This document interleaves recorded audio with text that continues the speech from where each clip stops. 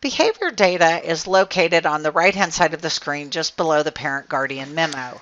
Click Behavior Data. On the left-hand side of the screen, you will have the ability to create a new behavior data. You also have your graphing section to the left, and to the right is your data collection portal. Below that, you have your emergency contacts.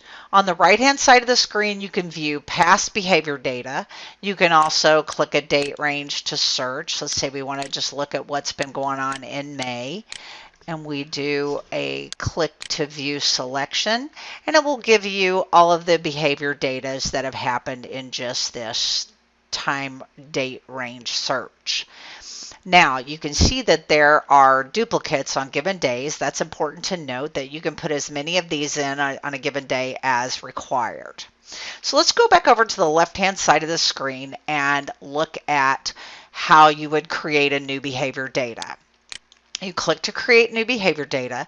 You have 12 hard-coded behavior data set in here. These cannot be changed. You can put in the minutes and the frequency of the behavior. So you would start out by selecting your date and time. We're going to say this was May 9th. The time that this happened was at 9 a.m. So we'll select 9 a.m. and close. And basically we're going to say that we had about 2 minutes of verbal aggression, and this went on, about 3 times until I got Kimberly's attention. Down below here, I can click this green bar to enter the date and time, and you can see that it says this is Saturday, May 13th at 5:27 p.m. This is when I'm actually typing this note. This isn't the time that it happened, but it's when I'm actually typing this note. So here I'm going to enter the specifics of what happened during these events. So over here, you've got before MAB and after MAB. This is before maladaptive behavior, after maladaptive behavior. So you can go through here, and these are yes and no answers. You can select these as appropriate. I'm just going to go through and click a few of them. You also have 2 line items that are blank so that you can add in your own data on both sides. You can select, what worked, what didn't work. Down here you have the individual response. So you've got her behavior improved, it continued, or it was averted. The group size, was it an independent activity?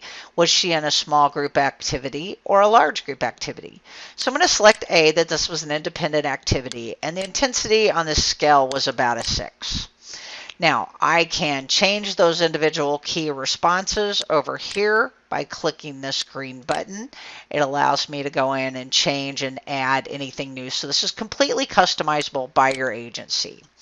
I can also put in here where the location was or what the activity was that we were doing. And I can also upload any photographs of information that I might want to add to this file.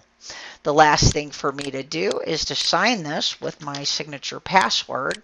I'll click to add my signature. It tells me it's been added. I can see it visually here, and I can click the button to close.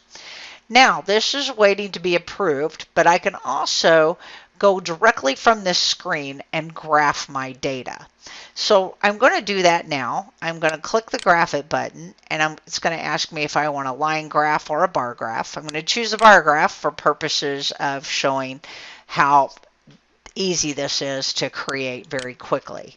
So I'm going to type my individual's name up here that I want to talk about. I'm going to put in my start date of May 1st and my end date of May 8th. And now I'm going to do a search.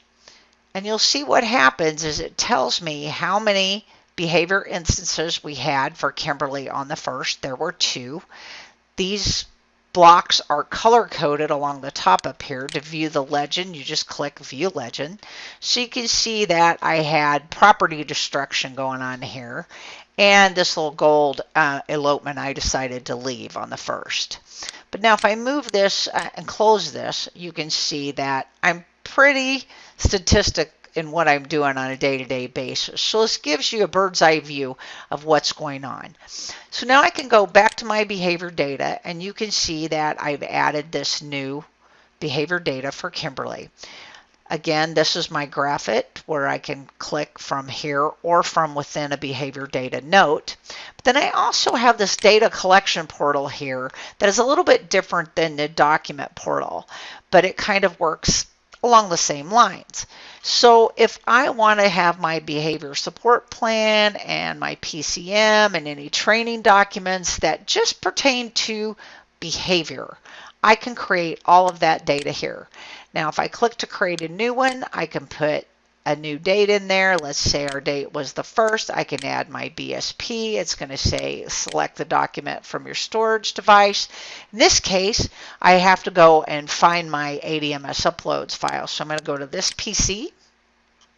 I'm going to scroll down and I'm going to go to the C drive and I'm going to click my ADMS Air uploads. And then I have the ability to select the document and upload it here.